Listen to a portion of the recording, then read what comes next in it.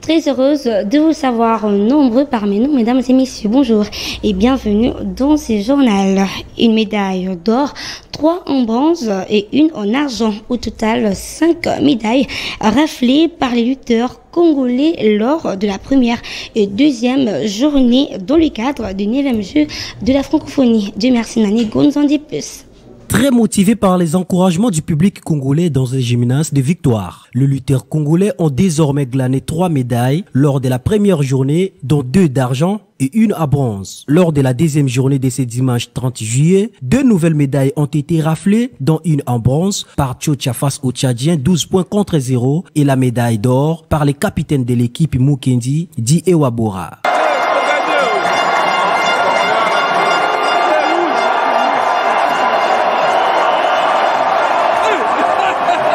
Présent sur le lieu, le ministre des Sports, François-Claude Kaboulou-Moana Kaboulo, a remis les médailles aux victorieux et en a profité pour remercier les pays présents à ces grands rendez-vous francophones. Nous sommes heureux d'avoir organisé ces Jeux de la francophonie qui rassemblent tous les jeunes de l'espace francophone. Je pense que c'est un grand rendez-vous d'amitié, de solidarité et nous sommes contents que vous, le peuple de la francophonie, vous veniez chez nous.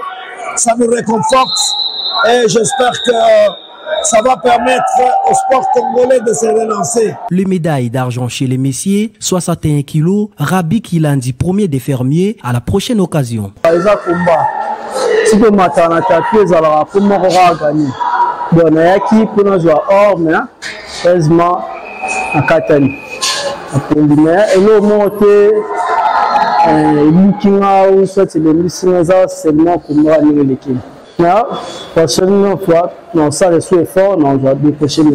Autre belle prestation congolaise est celle de Madou Priska pour la médaille d'argent chez les dames de moins de 50 kilos. Eh bien, la République démocratique du Congo abrite du 28 juillet au 6 août 2023 la 9e édition des Jeux de la francophonie. Approché Aimé Kabouya au cadre de l'autre vision du Congo, AVC salue la tenue de ces Jeux de renommée mondiale dans les pays de Félix Antoine Tshisekedi Tshilombo.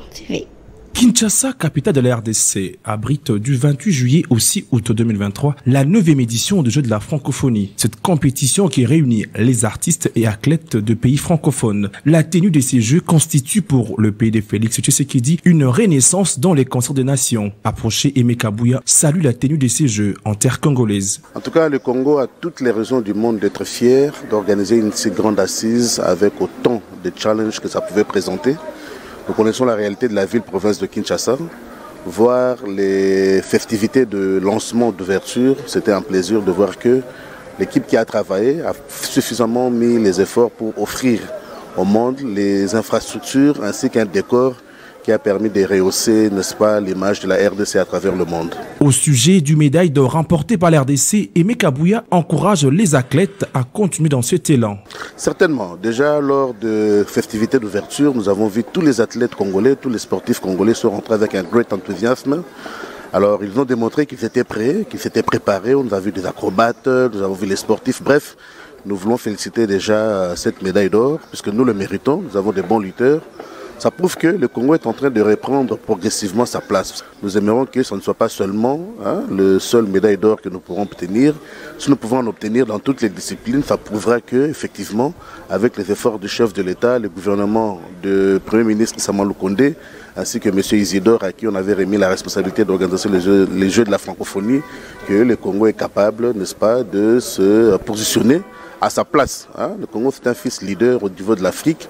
Pourquoi ne pas le devenir au niveau du monde dans les années où, à travers cette manifestation actuelle à Kinshasa? Ici de rappeler que la 9e édition du Jeu de la francophonie se déroule dans son format culturel et sportif en RDC, 2e plus grand pays francophone au monde après la France. Eh bien, toujours dans ce même registre, depuis l'ouverture d'une 9e édition des Jeux de la francophonie, les léopards de la RDC s'en sortent quasiment bien dans toutes les différentes disciplines sportives. Suivez les prestataires de chaque discipline dans cette compilation réalisée par Plein Midi Mabaya. Devant plus de 2000 spectateurs au gymnase du Tata Raphaël, les lutteurs congolais Andy Kabea a battu en finale l'Armania dans la catégorie des 79 kilos en lutte libre. Cette victoire permet à la RDC de rafler une médaille en or. Les Quinois, dans les spectacles visuels organisés sur le lot des artères de Kinshasa, le preuve du cyclisme, mesdames et messieurs, de plusieurs pays francophones, le Maroc s'est montré gourmand en remportant 5 médailles d'or et la RDC pays hôte reste dans le top 10. Dans le barrage, le chef de l'État va soutenir Bisso, va tenir Bisso bastage, le roi va aussi n'arabaninga, pour Bisso beto daga. En football, les Léopards U20 ont remporté la 2e journée en tapis vert suite à l'absence de son adversaire, le Zègle du Mali, et permet ainsi à la RDC de gagner 3 points dans le groupe A.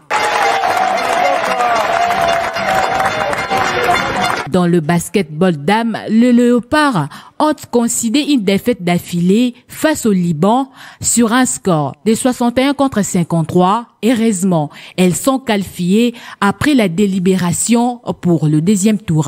Qui a bien commencé pour... Et dans un autre chapitre, une délégation de l'inspection générale des finances conduite par l'inspecteur général chef de service adjoint Victor Batubenga et la chargée de mission Rita Mandamois se sont rendus dans la ville de Mbuji-Mayi de la province du Kasaï oriental pour évaluer le programme du développement de 145 territoires, un programme phare du chef de l'État Félix Antoine Tshisekedi Tshilombo. Images et commentaires.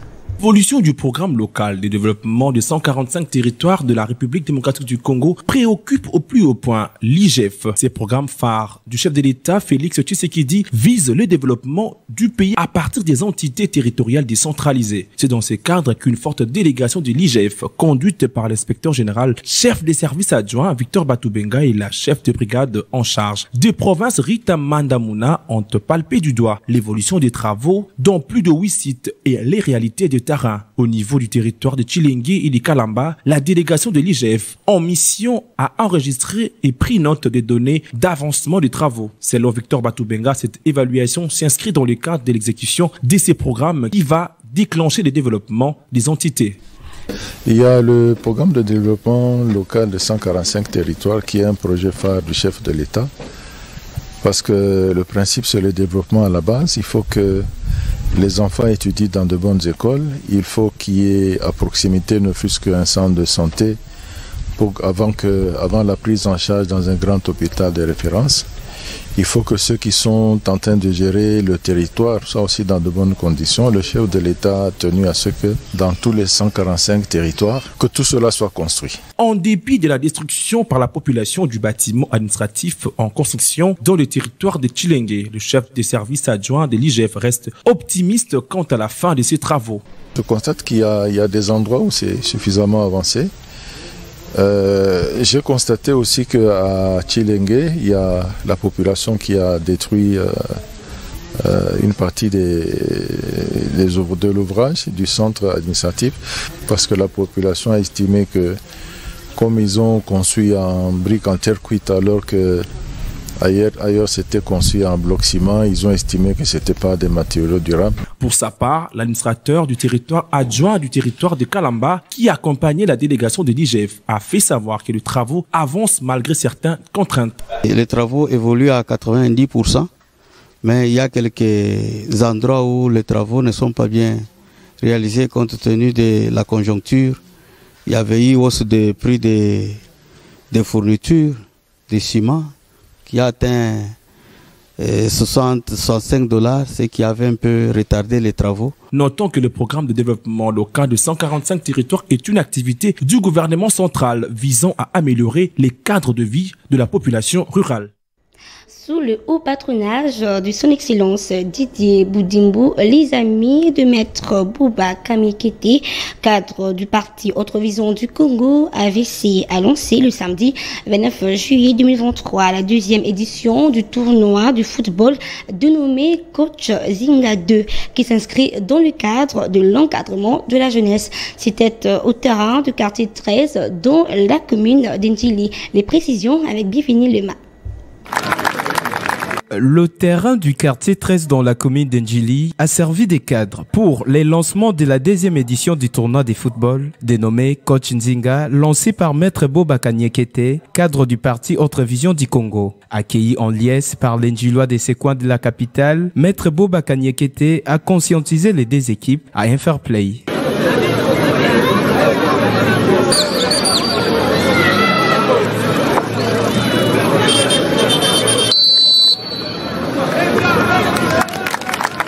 À l'issue de la première rencontre, qui s'est soldée par un score de 2-0 en faveur de l'équipe Motema, Maître Boba Kanyekete a circonscrit l'objet de cette activité.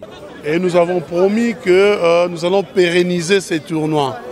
Et nous voici maintenant à la deuxième édition qui vient de commencer.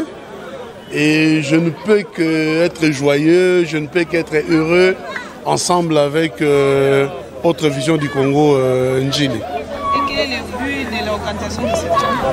Oui, rien n'a changé. C'est juste pour d'abord combattre le comportement barbare de nos jeunes. Souvent, pendant ces temps ici, ils se livrent des comportements barbares, autrement dit Koulouna. Ça, c'est un. De deux, il faut quand même aussi essayer un peu comment je peux dire, sur chacun des liens d'amitié entre les jeunes. Tu sais, parfois, il y a des quartiers qui ne s'attendent pas.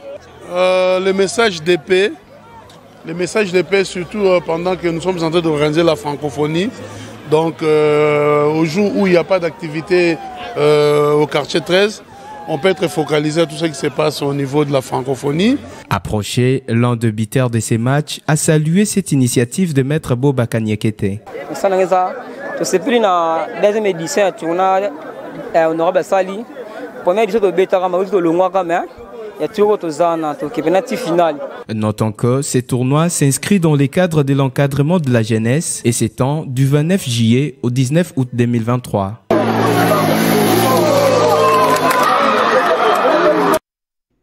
Eh bien, c'est par ici que nous mettons fin à notre journal. Merci de l'avoir suivi. Restez branchés car l'info continue et bon début de semaine à vous. Au revoir.